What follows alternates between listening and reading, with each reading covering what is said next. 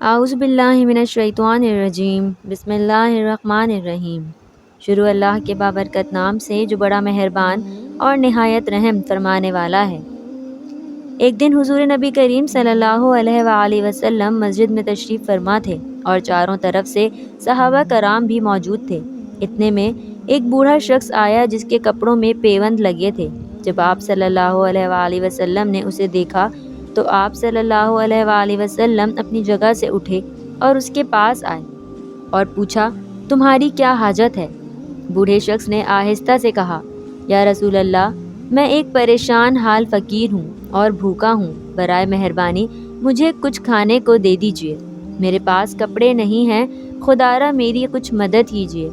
حضور اکرم صلی اللہ علیہ وآلہ وسلم نے فرمایا، میرے پاس تو کچھ نہیں ہے، لیکن میں تمہاری رہنمائی کیے دیتا ہوں، وہاں سے تم خالی ہاتھ واپس نہیں آؤ گے۔ جاؤ در فاطمہ رضی اللہ تعالی عنہا پر، وہاں تمہیں کچھ مل جائے گا۔ وہ بوڑھا شخص آیا اور آ کر اپنی حاجت بیان کی۔ حضرت فاطمہ الزہرا رضی اللہ تعالی عنہا نے فرمایا، ابھی ہمارے گھر میں بھی اس وقت اس گلو بند کے علاوہ کچھ نہیں ہے، اور آپ رضی اللہ تعالی عنہ نے اسے وہ گلو بند دیتے ہوئے فرمایا، اسے بیچ ڈالو، انشاءاللہ تمہاری مشکل دور ہو جائے گی۔ فقیر گلو بند لے کر مسجد آیا اور دیکھا کہ نبی کریم صلی اللہ علیہ وآلہ وسلم ابھی اپنے اصحاب کے پاس تشریف فرما ہیں۔ اس نے آ کر کہا، یا رسول اللہ صلی اللہ علیہ وآلہ وسلم، آپ کی پیاری بیٹی نے مجھے یہ ہار عنایت فرمایا ہے تاکہ میں اس سے اپنی مشکل کو دور کر سکوں۔ یہ دیکھ کر حضور اکرم صلی اللہ علیہ وآلہ وسلم کی آنکھوں میں خوشی کے آنسو نکل آئے۔ حضرت عمار بن یاسر رضی اللہ تعالی عنہ نے کہا، یا رسول اللہ صلی اللہ علیہ وآلہ وسلم، اگر آپ اجازت مرحمت فرمائیں تو میں یہ گلو بند خرید لوں۔ حضور اکرم صلی اللہ علیہ وآلہ وسلم نے فرمایا، جو بھی اسے خریدے اللہ اس سے راضی۔ بے عمار بن یاسر رضی اللہ تعالی عنہ نے اس بوڑھے سے کہا، یہ ہار کتنے کا دو گے؟ اس نے کہا، اتنا کھانا دے دو کہ میرا پیٹ بھر جائے، ایک مناسب پہننے کے لیے لباس دے دو، اور مجھے گھر پہنچنے تک کے لیے دینار دے دو تو یہ ہار لے لو۔ حضرت عمار بن یاسر رضی اللہ تعالی عنہ نے کہا، ٹھیک ہے، میں تمہیں غذا، لباس، سواری اور دینار دیتا ہوں۔ یہ کہہ کر حضرت عمار رضی اللہ تعالی عنہ نے اس بوڑھے کو غذا، لباس، سواری اور 20 دینار دے دیے، اور انہوں نے وہ لے کر اپنے غلام کو دیا اور کہا، جاؤ یہ ہار حضور اکرم صلی اللہ علیہ وآلہ وسلم کی خدمت میں پیش کرو، اور میں تمہیں بھی حضور اکرم صلی اللہ علیہ وآلہ وسلم کی خدمت میں پیش کیا۔ حضور نبی کریم صلی اللہ علیہ وآلہ وسلم نے غلام اور ہار لے کر دونوں کو حضرت فاطمہ الزہرا رضی اللہ تعالی عنہا کو بھیج دیا۔ غلام حضرت فاطمہ رضی اللہ تعالی عنہا کی خدمت میں پہنچا تو آپ رضی اللہ تعالی عنہا نے اس کو گلو بند لے کر فرمایا، میں نے بھی تمہیں راہ خدا میں آزاد کیا۔ غلام یہ سن کر بہت خوش ہوا اور ہنسنے لگا۔ حضرت فاطمہ الزہرا رضی اللہ تعالی عنہا نے اس سے پوچھا، تم ہنس کیوں رہے ہو؟ اس نے جواب دیا، اے دختر پیغمبر، یہ کتنا بابرکت ہار ہے۔ اس بھوکے کو کھانا کھلایا، ضرورت مند کو لباس پہنایا، فقیر کو مالدار بنایا، پیادے کو سواری عطا کر دی، ایک غلام کو آزاد کر دیا، اور پھر آخر کار اپنے مالک کے پاس واپس پہنچ گیا۔ حضرت فاطمہ الزہرا رضی اللہ تعالی عنہا کا گھر حضور نبی کریم صلی اللہ علیہ وآلہ وسلم کے گھر سے کس قدر فاصلے پر تھا، آنے جانے میں تکلیف ہوتی تھی۔ ایک دن نبی کریم صلی اللہ علیہ وآلہ وسلم نے حضرت فاطمہ الزہرا رضی اللہ تعالی عنہا سے فرمایا، بیٹی مجھے اکثر تمہیں دیکھنے کے لیے آنا پڑتا ہے، میں چاہتا ہوں تمہیں اپنے قریب ہی بلا لوں۔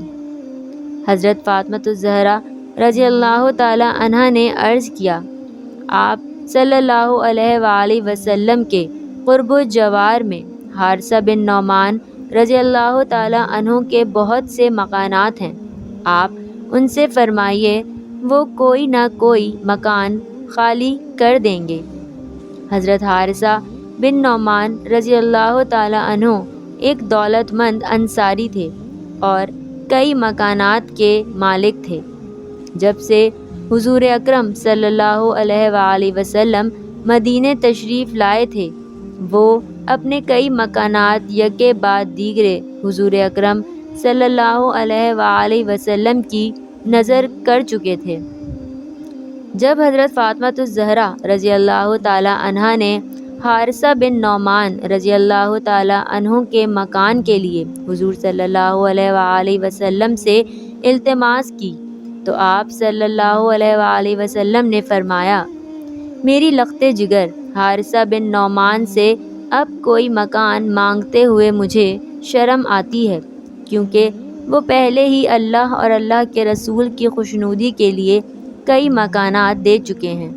حضرت فاطمہ رضی اللہ تعالی عنہا خاموش ہو گئیں۔